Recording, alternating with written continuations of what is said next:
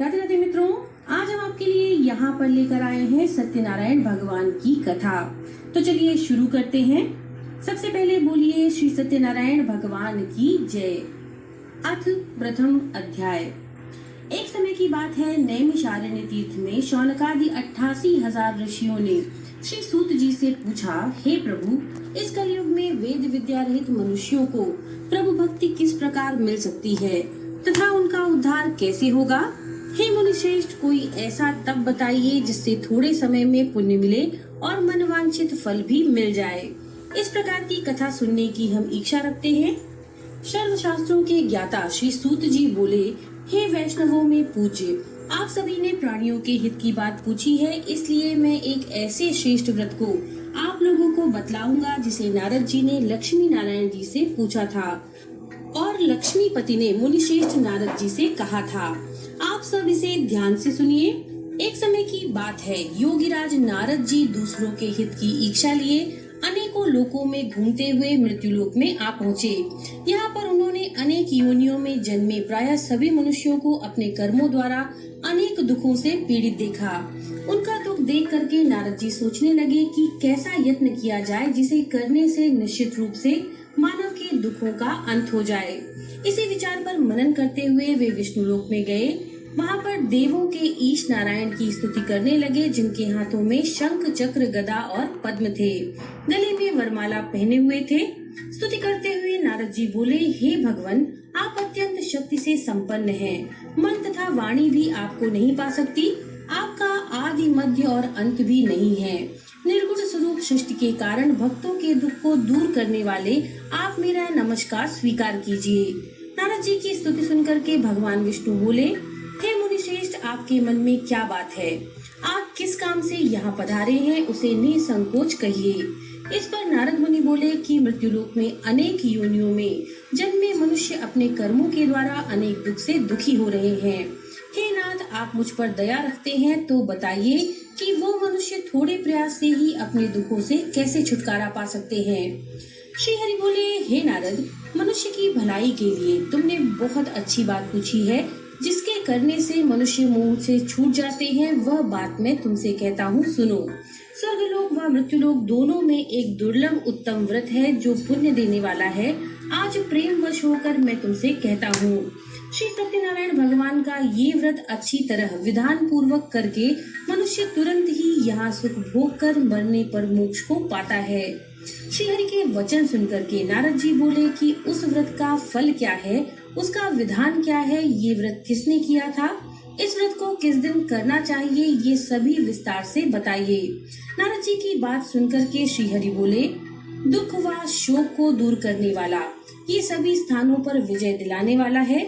मानव को भक्ति व श्रद्धा के साथ शाम को श्री सत्यनारायण की पूजा धर्मपरायण होकर ब्राह्मणों व बंधुओं के साथ करनी चाहिए। भक्ति भाव से ही नैवेद्य, केले का फल, घी, दूध और गेहूं का आटा सवाया लें। गेहूं के स्थान पर साठी का आटा, शक्कर तथा गुड़ लेकर वह सभी भक्षण योग्य पदार्थों को मिलाकर भगवान का भोग लगाएं। ब्राह्मणों सहित बंधु बांधवों को भोजन कराएं, उसके बाद स्वयं भोजन करें। भजन कीर्तन के साथ भगवान की भक्ति में लीन हो जाएं। इस तरह से सत्यनारायण भगवान का ये व्रत करने पर मनुष्य की सभी इच्छाएं निश्चित रूप से पूरी होती हैं। इस कलिकाल अर्थात कलयुग में मृत्युलोक में मोक्ष का एक यही सरल उपाय बताया गया है। इति श्री सत्यनारायण व्रत कथा प्रथमो अध्याय संपूर्ण। तो बोलिए सत्यनारायण भगवान की जय।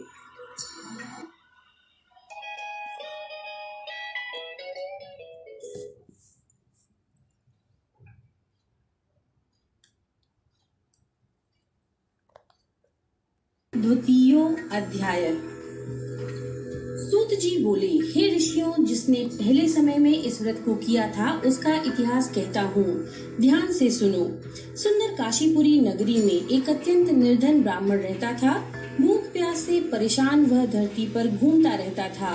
ब्राह्मणों से प्रेम करने वाले भगवान ने एक दिन ब्राह्मण का वेश धारण करके उसके पास जाकर पूछा कि हे विप्र, नित्य दुखी होकर तुम पृथ्वी पर क्यों घूमते हो? दीन ब्राह्मण बोला, मैं निर्धन ब्राह्मण हूँ, भिक्षा के लिए धरती पर घूमता हूँ। हे भगवान, यदि आप इसका कोई उपाय जानते हो तो बताइए। वृद्ध ब्राह्मण कहता है कि सत्यनारायण भगवान मनोवांछित फल देने वाले हैं, इसलिए तुम उनका पूजन करो। इसे करने से मनुष्य सभी दुखों से मुक्त हो जाता है। वृद्ध ब्राह्मण बनकर आए सत्यनारायण भगवान उस निर्धन ब्राह्मण को व्रत का सारा विधान बताकर अंतर्ध्यान हो गए। ब्राह्मण मन ही मन सोचने लगा कि जिस व्रत को वृद्ध ब्राह्मण ने करने के लिए कहा है, मैं उसे जरूर करूंगा। ये निश्चय करने के बाद उसे रात में नींद नहीं आई। वह सवेरे उठकर सत्यनारायण भगवान के व्रत का निश्चय करके भिक्षा के लिए चला गया।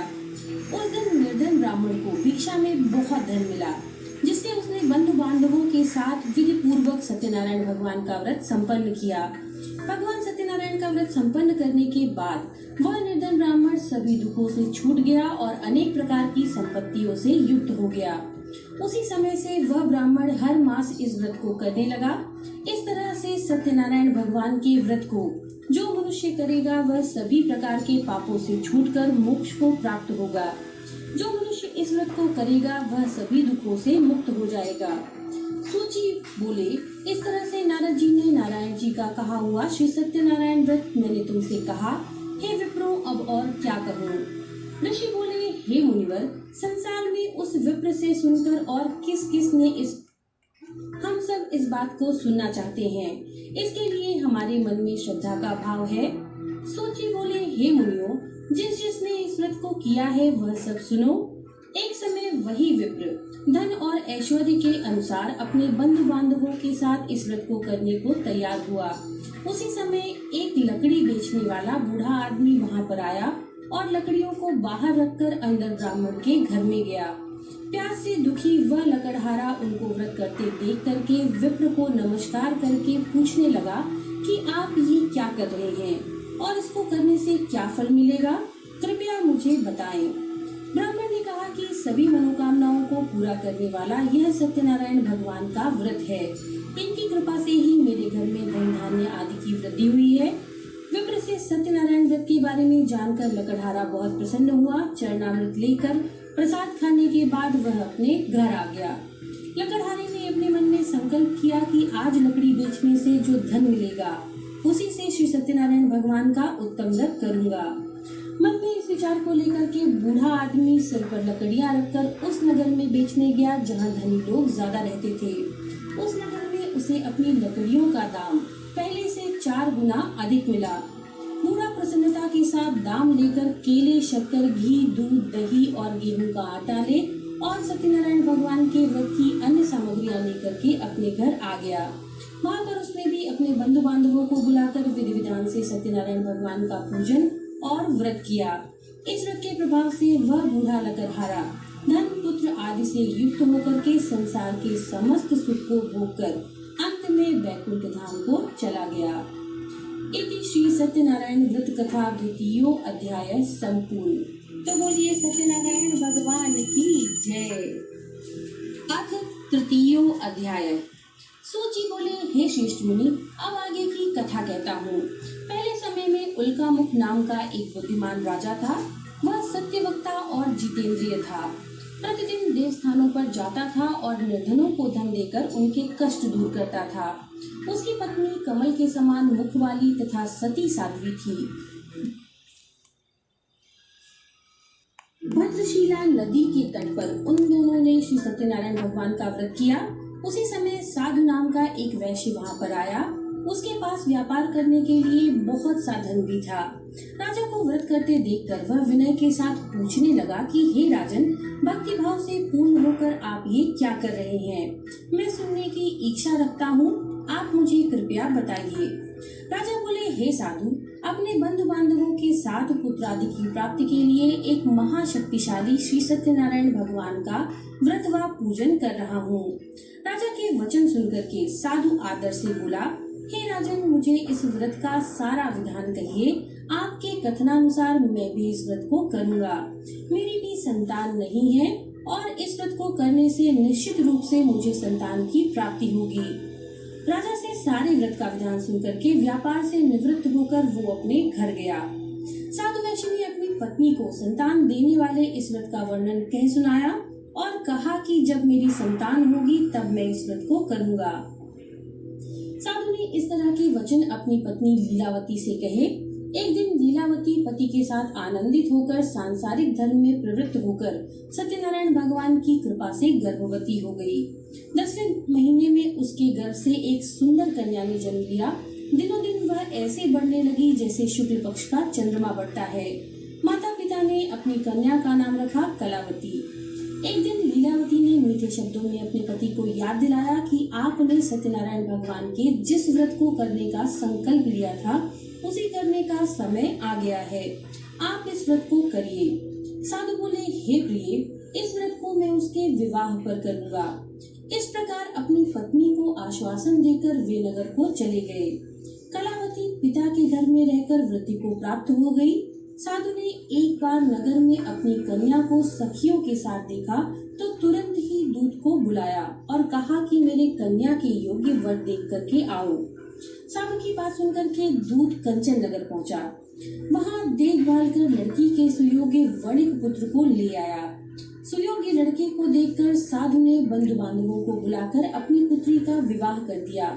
लेकिन दुर्भाग्य की बात ये कि साधु ने अभी भी श्री सत्यनारायण भगवान का व्रत नहीं किया।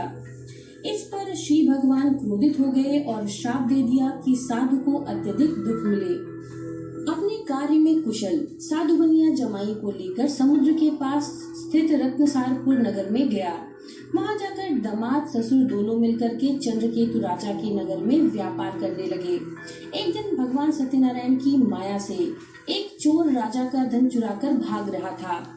उसने राजा के सिपाहियों को अपना पीछा करते देख करके चुराया हुआ धन वहां पर रख दिया जहां साधु अपने जमाई के साथ ठहरा हुआ था।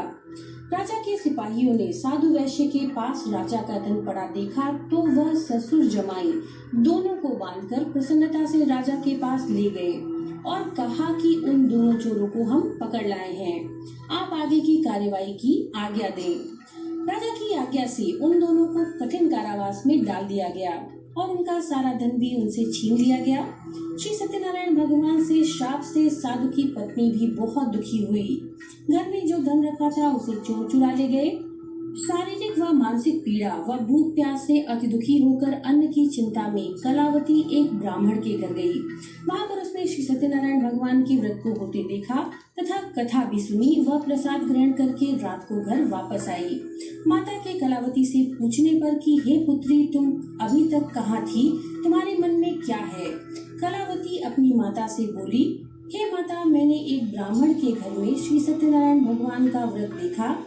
कन्या के वचन सुनकर के लीलावती भगवान के पूजन की तैयारी करने लगी।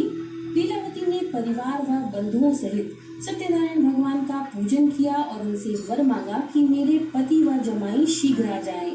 साथ ही यह भी प्रार्थना की कि हम सबका अपराध क्षमा करें। श्री सत्यनारायण भगवान ने इस व्रत से संतुष्ट होकर के राजा चंद्रकेतु को सपने में दर्शन दिया और कहा कि हे राजन, तुम उन दोनों वैश्यों को छोड़ दो। तुमने उनका जो धन लिया है उसे वापस कर दो। अगर ऐसा नहीं किया तो मैं तुम्हारा धन, राज्य, संतान सभी को नष्ट कर दूंगा। राजा को ये सब कहकर वे अंतर्ध्यान हो गए। प्रातःकाल सभा में राजा ने अपना सपना सुनाया और बोले कि वणिक पुत्रों को कैद से मुक्त करके सभा में लेकर आओ।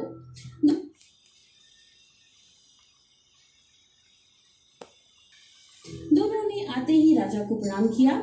राजा मीठी वाणी में बोले, हे महानुभावों, भाग्यवश ऐसा कठिन दुख तुम्हें प्राप्त हुआ, लेकिन अब तुम्हें कोई भय नहीं है। ऐसा कहकर राजा ने उन दोनों को नए वस्त्राभूषण भी पहनाए और जितना धन उनका लिया था उससे दुगुना धन उन्हें वापस कर दिया। दोनों वैश्य अपने घर को चल दिए। इति श्री सत्यनारायण भगवान व्रत कथा तृतीयो अध्याय संपूर्ण। तो बोलिए सत्यनारायण भगवान की जय। अथ चतुर्थो अध्याय। सूची बोले, वैश्य ने मंगलाचार करके अपनी यात्रा आरंभ की और अपने नगर की ओर चल दिया। थोड़ी दूर जाने पर एक दंडी वेशधारी ने उनसे पूछा, हे साधु, तेरी नाव में क्या है? अभिमानी वणिक हंसता हुआ बोला, हे दंडी, आप क्यों पूछते हो? क्या धन लेने की इच्छा है? मेरे नाव में तो बेल व पत्ते भरे हुए हैं। वैश्य के कठोर वचन सुनकर के दंडी के वेश में श्री सत्यनारायण भगवान बोले, तुम्हारा वचन सत्य हो। दंडी के ऐसे वचन कहकर वहां से दूर चले गए। कुछ दूर जाकर समुद्र के किनारे वे बैठ गए। दंडी के जाने के बाद साधु वैश्य ने नृत्य क्रिया के पश्चात नाव को ऊंची उठती देखकर अचंभा माना और नाव में बेल पत्ते आदि देखकर वह मूर्छित होकर के जमीन में गिर पड़ा।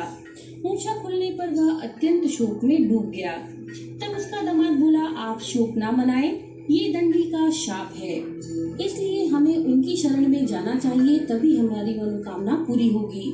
दामाद की बात सुनकर वह दंडी के पास पहुंचा और अत्यंत भक्तिभाव से नमस्कार करके बोला, मैंने आपसे जो जो असत्य वचन कहे हैं उनके लिए मुझे क्षमा कर दे। ऐसा कहकर महान शोकातुर हो रोने लगा।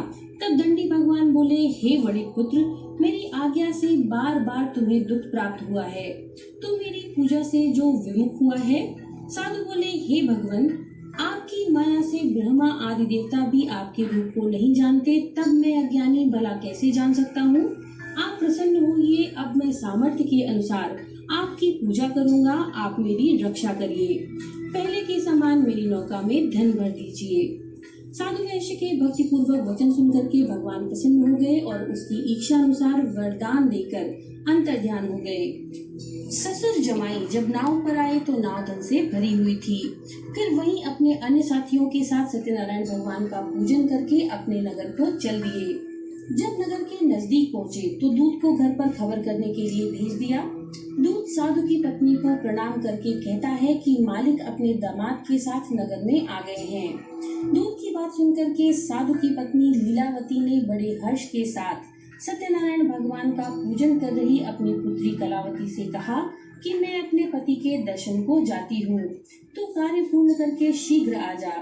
माता के ऐसे वचन सुनकर के कलावती जल्दी में प्रसाद छोड़कर अपने पति के पास चली गई। प्रसाद की अवज्ञा के कारण श्री सत्यनारायण भगवान रुष्ट हो गए और नाव सहित उसके पति को पानी में डुबो दिया। कलावती अपने पति को वहां पर ना पाकर रोती हुई जमीन पर गिर गई। नौका को डूबा हुआ देख व कन्या को रोता हुआ देख करके साधु बहुत दुखी हुआ और बोला, हे प्रभु, मुझसे तथा मेरे परिवार से जो भूल हुई है उसे क्षमा करो। साधु के दीन वचन सुनकर के श्री सत्यनारायण भगवान प्रसन्न हो गए और आकाशवाणी हुई, हे साधु, तेरी कन्या ने मेरे प्रसाद को छोड़ा है, इसीलिए उसका पति अदृश्य हो गया है। यदि वह घर जाकर प्रसाद खाकर लौटती है तो इसे इसका पति अवश्य मिलेगा। ऐसा आकाशवाणी सुनकर कलावती घर पहुंचकर प्रसाद को खाती है और फिर आकर के अपने पति के दर्शन करती है। उसके बाद साधु अपने बंधु बांधवों सहित श्री सत्यनारायण भगवान का विधि विधान से पूजन करता है और इस लोक का सुख भोग कर अंत में स्वर्ग को जाता है। एक श्री सत्यनारायण भगवान व्रत कथा चतुर्थो अध्याय संपूर्ण। तो बोलिए सत्यनारायण भगवान की जय। अथ पंचमो अध्याय। सोची बोले, हे ऋषियों, मैं और भी कथा सुनाता हूँ, उसे भी ध्यान पूर्वक सुनो। प्रजा पालन में लीन तुंगध्वज नाम का एक राजा था। उसने भी भगवान का प्रसाद त्याग कर बहुत ही दुख प्राप्त किया। एक बार वन में जाकर वन्य पशुओं को मारकर वह बड़ के पेड़ के नीचे आया। वहां उसने ग्वालों को भक्ति भाव से अपने बंधुओं के साथ सत्यनारायण भगवान का पूजन करते देखा। अभिमान वश राजा ने उन्हें देखकर भी पूजा स्थान में नहीं गया और न ही उसने भगवान को नमस्कार किया। ग्वालों ने राजा को प्रसाद दिया, लेकिन उसने वह प्रसाद भी नहीं खाया और प्रसाद को वहीं छोड़कर वह अपने नगर को चला गया। जब वह नगर में पहुंचा तो वहां पर सब कुछ तहस नहस हुआ पाया तो वह शीघ्र ही समझ गया कि ये सब भगवान ने ही किया है। वह दोबारा ग्वालों के पास पहुंचा तथा विधि पूर्वक पूजा करके प्रसाद खाया तो श्री सत्यनारायण भगवान की कृपा से सब कुछ पहले जैसा हो गया। दीर्घ काल तक सुख भोगने के बाद मरणोपरांत उसे स्वर्गलोक की प्राप्ति हुई। जो मनुष्य परम दुर्लभ इस व्रत को करेगा तो भगवान सत्यनारायण की अनुकंपा से उसे धन धान्य की प्राप्ति होगी। निर्धन धनी हो जाते हैं और भयमुक्त हो जाते हैं और जीवन को जीते हैं। संतानहीन मनुष्य को संतान सुख मिलता है और सारे मनोरथ पूर्ण होने पर मानव अंतकाल में बैकुंठ धाम को जाता है। सूची बोले, जिन्होंने पहले इस व्रत को किया था, अब मैं उनके दूसरे जन्म की कथा कहता हूँ। वृद्ध शतानंद ब्राह्मण ने सुदामा का जन्म लेकर मोक्ष की प्राप्ति की। लकड़हारी ने अगले जन्म में निषाद बनकर मोक्ष प्राप्त किया। उल्का मुख नाम का राजा दशरथ होकर बैकुंठ को गए। साधु नाम नाम के वैश्य ने मूरध्वज बनकर अपने पुत्र को आरे से चीरकर मोक्ष पाया। महाराज तुंगध्वज ने स्वयंभू होकर भगवान में भक्ति युक्त हो कर्म कर मोक्ष पाया। इति श्री सत्यनारायण व्रत कथा पंचमो अध्याय संपूर्ण। तो बोलिए सत्यनारायण भगवान की जय। ये थी श्री सत्यनारायण व्रत कथा। नमो नारायण।